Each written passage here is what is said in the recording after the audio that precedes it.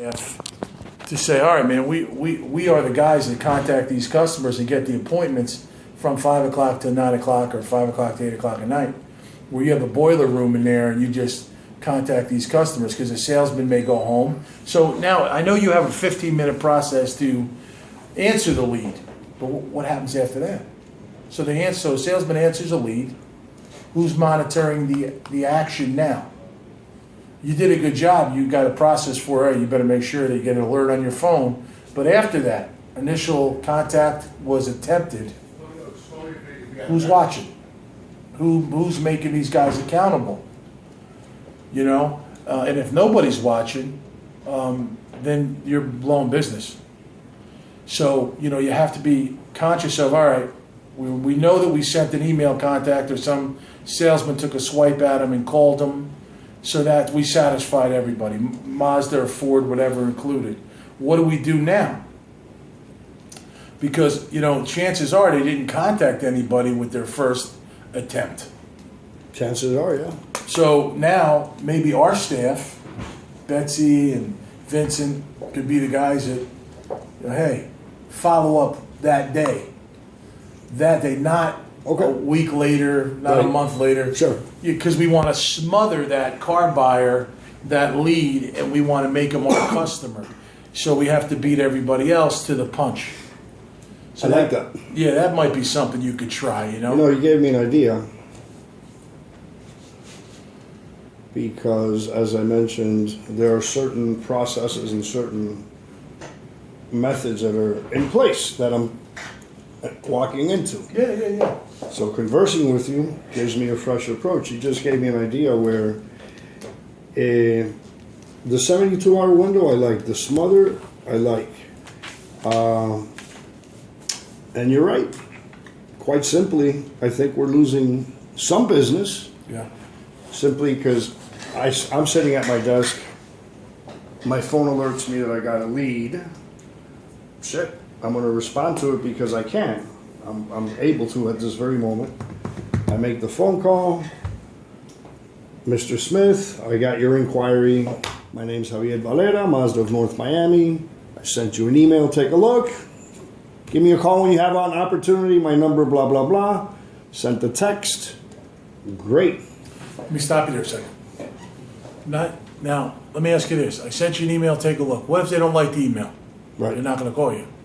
Hey, forget all that. Hey, this is Javier. I'm a supervisor here at ABC Dealership. We got some unbelievable programs that just hit. I want to talk to you, one-on-one. Please give me a call back. We got some huge savings. I need to get you to call me back. So please, it will be the best phone call you make today. Please call me back. Boom. Don't refer to anything, because if they look and they don't like it, they're going to bounce on you. Okay. So just send them the email, send them the text, but that phone call has to be energy, passion, and not, hey, think about it. I'm calling them to go look at an email. Right. You're calling them so you get a call back. So you could get a feel from the customer, how they're speaking, their tones, you know. Sure. Do they sound... Conversations do they sound, way right. different. Do they sound interested? And then you could ask the question, hey, what are you driving now?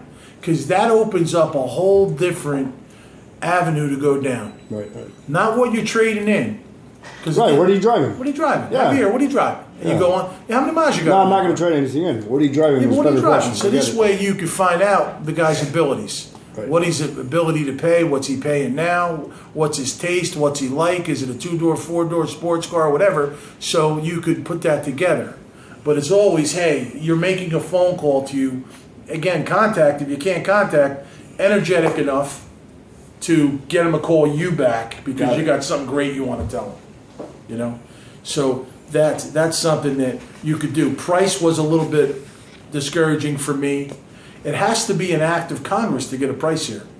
You can't just let the salesman, I need to give Javier a price. He wants a price. Why? And it's embedded in our method. Yeah, and the truth of the matter is, it's costing this dealer It may suck or whatever, but I get that. No, I'm not saying it sucks. I'm saying it's a product of the manufacturer that infiltrated the dealerships across the country. Yeah. So it's not we're going to pay your salesman $200 every deal they sell. Right. So now, a salesman's going to take a flat deal here, get 100, and get 2 from the manufacturer. They're making 300. So it's in their best interest to give the guy such a low number he buys. Yeah. So That's what they've. You're right. and that's the philosophy. That's what. And- That's the norm almost. Right. So how do you change that? I know that it can't come from you, and I'm not telling you to change your model because you are somewhat successful. I'm saying to you that you're losing 35 to 50 deals and probably 120,000 in gross profit because you're just giving everything away. TrueCar, hey, listen, like we talked about, 88% of the time, those customers doesn't want that car or changes their mind on a TrueCar deal. So when a TrueCar customer comes in, upsell them. Upsell them. Sell them something else. Tell them about something you have on a used car lot. But what TrueCar becomes is straight race to the bottom.